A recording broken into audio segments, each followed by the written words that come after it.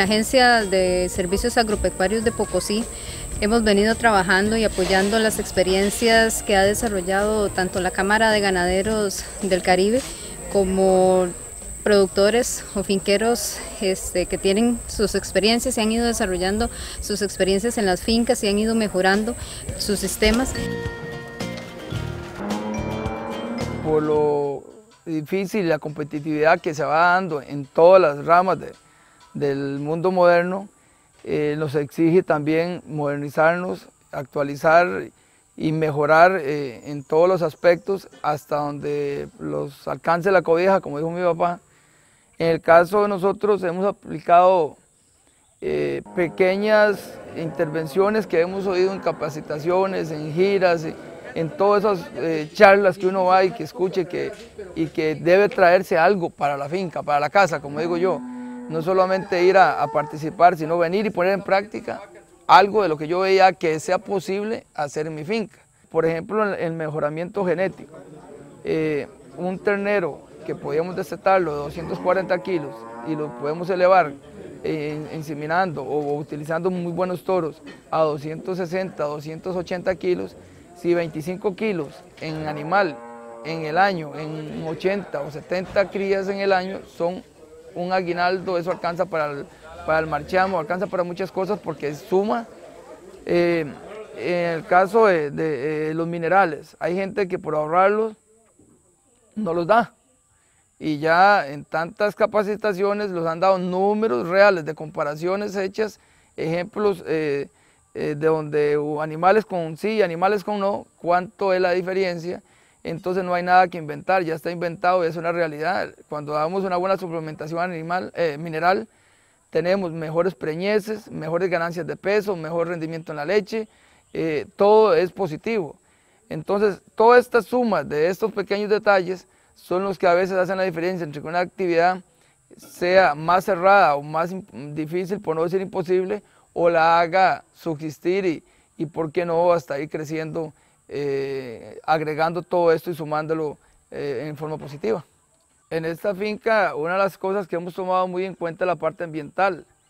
Nosotros, cuando adquirimos la finca, tenía el 60%, 65% de finca forestada, digamos, hecha en pasto, y el otro 35% en bosque primario.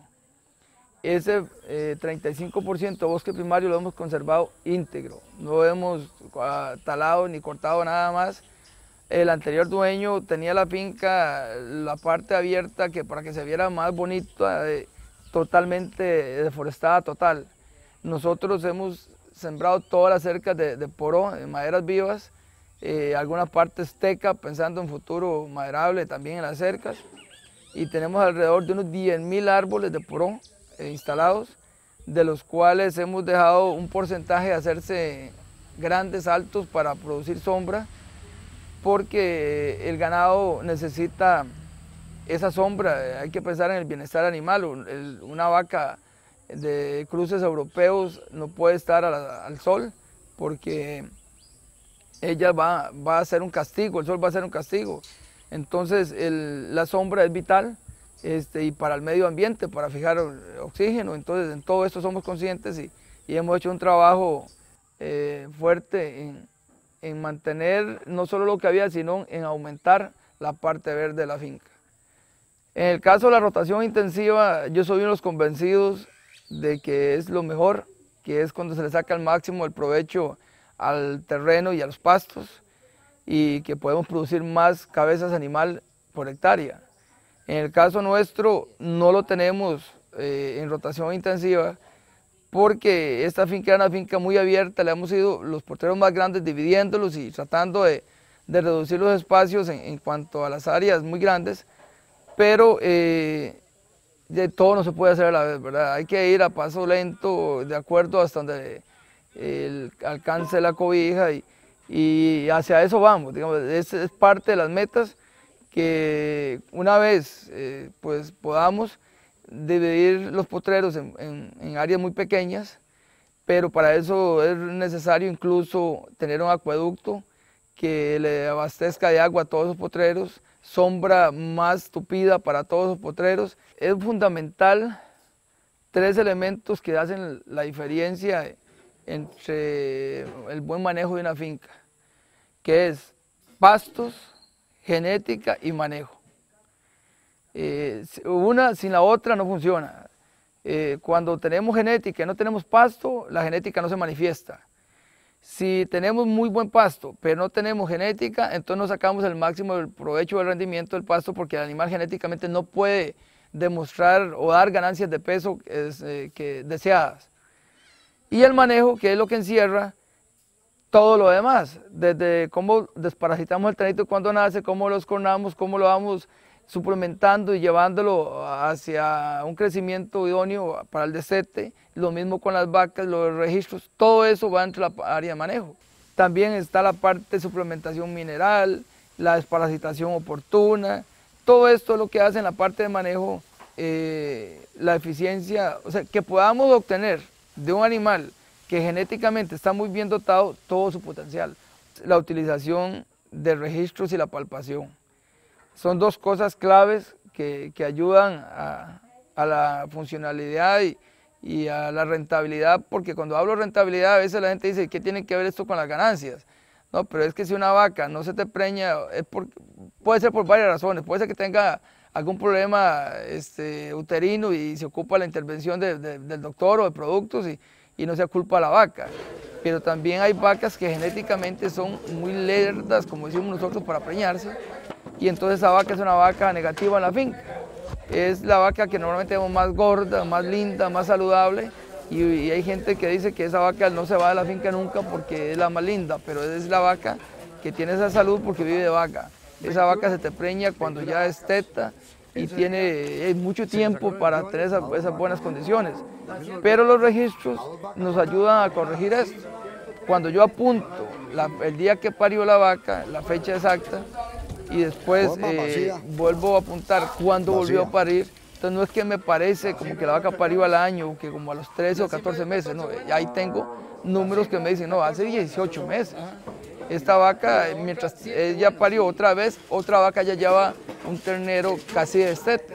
Y si usted comienza a sumar esas diferencias y hacer comparaciones entre la vaca negativa y la vaca más positiva, comienza a ver que eso es lo que hace la rentabilidad en un negocio tan difícil como este y que podamos subsistir. Entonces esa vaca se tiene que eliminar porque sus hijas también van a ser genéticamente lerdas.